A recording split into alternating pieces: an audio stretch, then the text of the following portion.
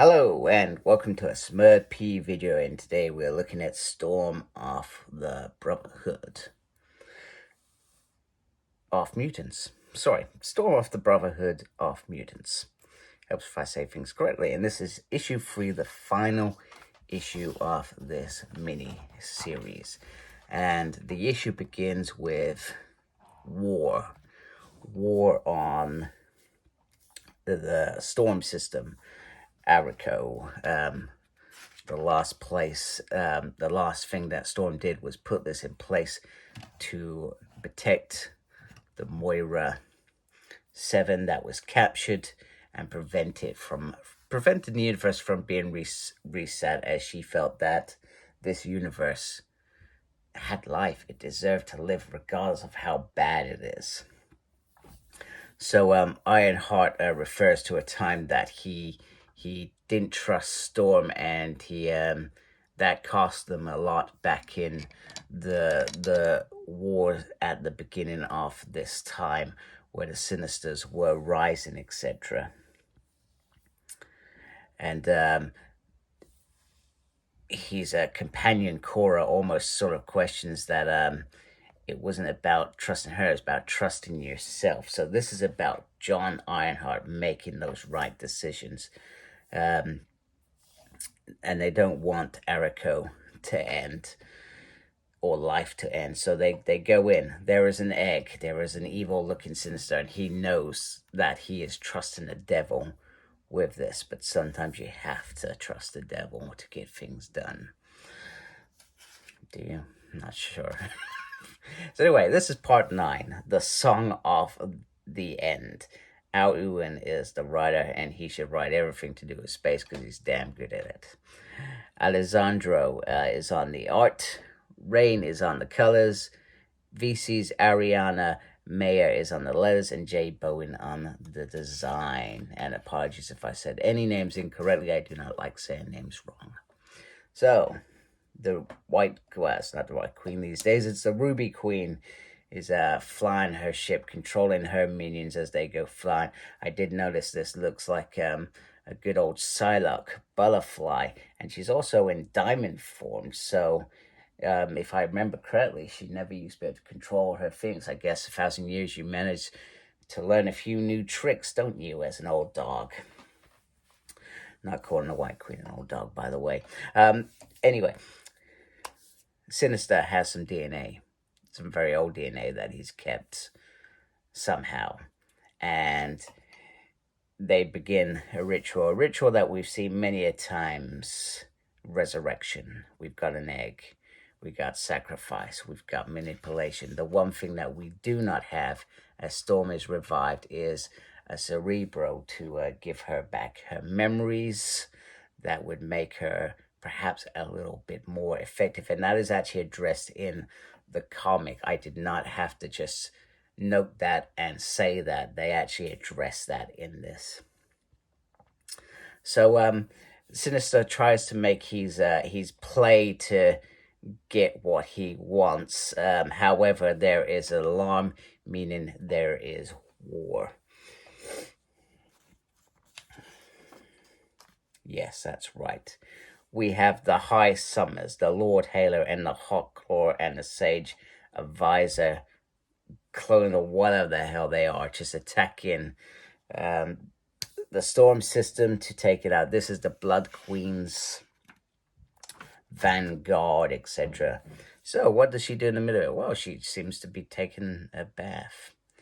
Then they all kill. She gives them a command to kill themselves, and then you see she's sort of looking out, so it's facing outwards, and then we see this monstrosity that she has created, or should we say Beast has probably created.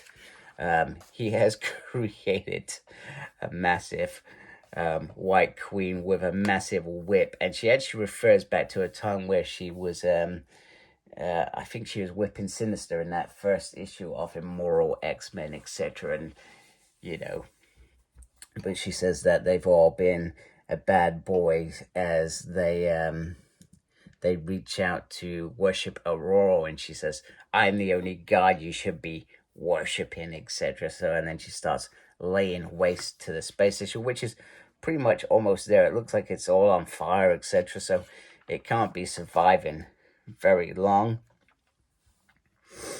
So they all start getting stuck in, etc. And Sinister takes from the Doombot gun. There is no sign of the Moira robot, so maybe the Moira robot has a part to play in the final days as they come about.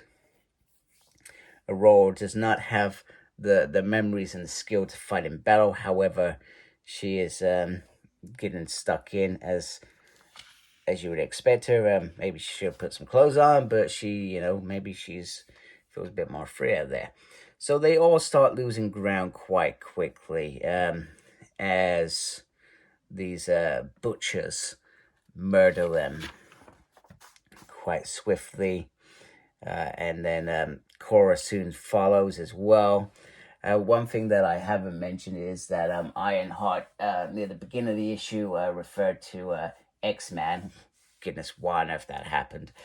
Cable being dead, and he would have liked his guidance at this point in time, because let's be honest, he's fought many a wars and probably would have been able to give a strategy. This isn't strategy. This is just, we're under attack and we're just going to fight until we die sort of thing.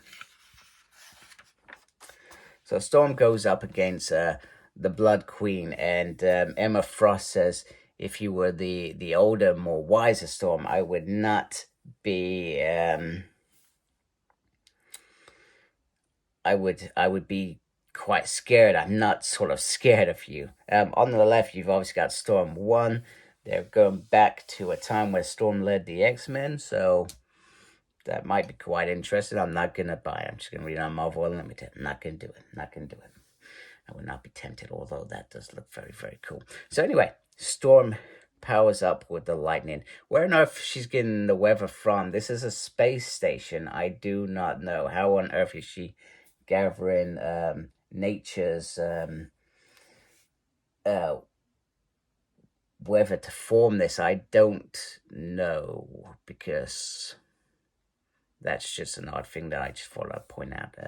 But it's a comic book. Gotta take it for what it is. So she fires one lightning bolt that destroys the Blood Queen, because it blows up the nuclear force or whatever's in there. However, Storm, being inexperienced, was unable to prevent the radiation from hitting her, and as such she dies. However, she's given the universe a chance, and she would like to live again. And perhaps it will be better that time when she lives. And we don't know what's happened to the Blood Queen. Is this the end of her? Could be. But let's be honest, she's made of the ruby of Sidorak, so maybe she's not quite dead, and we still may see her.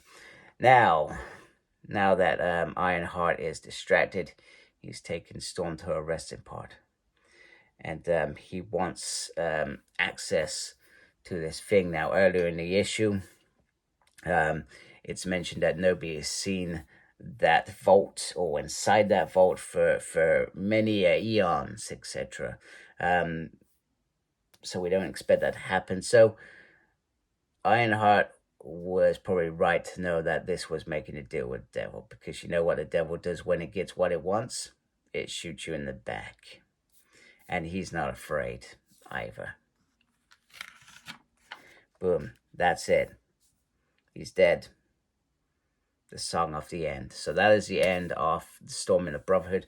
One thing I also wanted to point is, how on earth did they live for so long? This is 1,000 years. How on earth are these things living? It's not been explained. I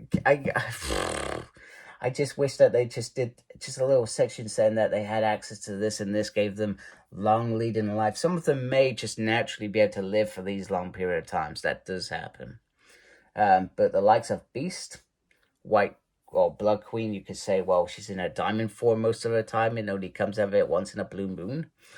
Maybe that's how she survived for a long time. But yeah, really, I mean, Storm was probably like 120 when she first died, but it's